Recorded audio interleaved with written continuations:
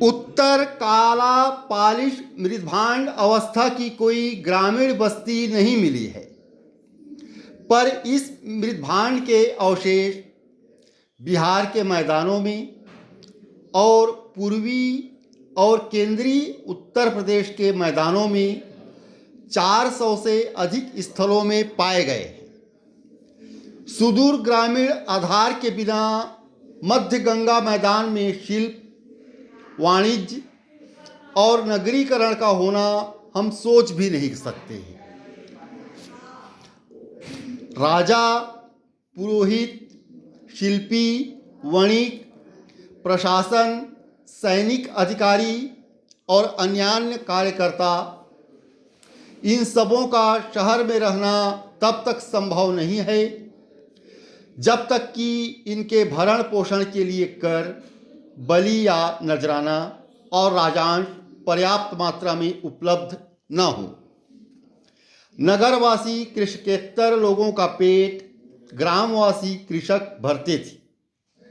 इसके बदले ग्रामवासियों को औजार, कपड़ा आदि वस्तुएं नगरवासी शिल्पियों और व्यापारियों से मिलती थी। कहा गया है कि गांव के एक व्यापारी ने नगर के एक वणिक के जिम्मे 500 हल रखे थे। अवश्य ही ये हल लोहे के फाल वाले होंगे। कौशाम्बी में उत्तर काला पालिश मृदभांड अवस्था में लोहे के कई औजार पाए गए हैं, जैसे कुल्हाड़ी, बसुला, छुरी, उस्तरा, कील, हंसिया आदि। इनमें से कई तो लगभग ईसा पूर्व 6ठी-4ठी सदियों के स्तरों में मिले हैं और लगता है उन किसानों के इस्तेमाल के लिए होंगे जो नकदी या जिनसी कीमत चुकाकर इन्हें खरीदते होंगे। पाली ग्रंथों में अनगिनत गांवों का उल्लेख है और लगता है नगर गांवों के समूह के बीच बसते थे। प्रतीत होता है कि ऐसी संकेंद्रित ग्रामीण बस्तियां जहां सभी लोग एक जगह बसे हों और उनके खेत अधिकतर बस्ती के बाहर फैले हों, सबसे पहले गौतम बुद्ध के युग में मध्य गंगा मैदानों में उभरी। पाली ग्रंथों में गांव के 3 भेद किए गए हैं। प्रथम कोटि में वे सामान्य गांव हैं जिनमें विविध वर्णों और जातियों का निवास हो। ऐसे गांवों की संख्या सबसे अधिक जान पड़ती है और इनका मुखिया भोजक बहुत कुछ देखा करता था।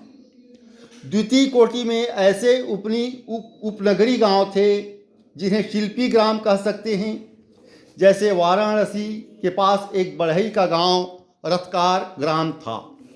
अवश्य ही ऐसे गांव अन्य गांवों के लिए बाजार का काम करते रहे होंगे और नगरों को देहात से जोड़ते रहे होंगे। तृतीय कोटि में सीमांत ग्राम आते हैं जो जंगल से संलग्न देहातों की सीमा पर बसे होते थे।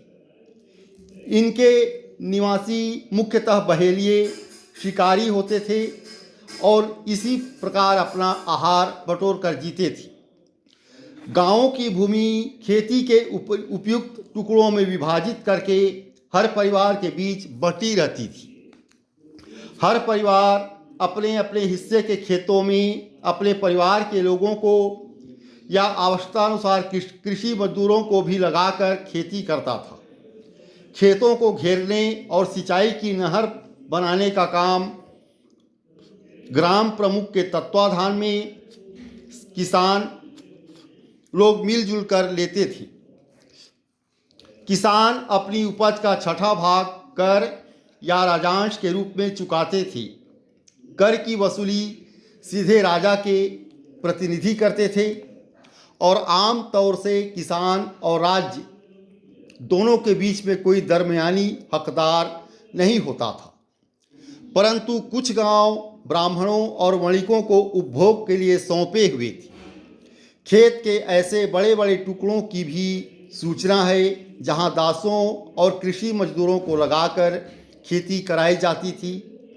धनी किसान गृहपति कहलाते थे।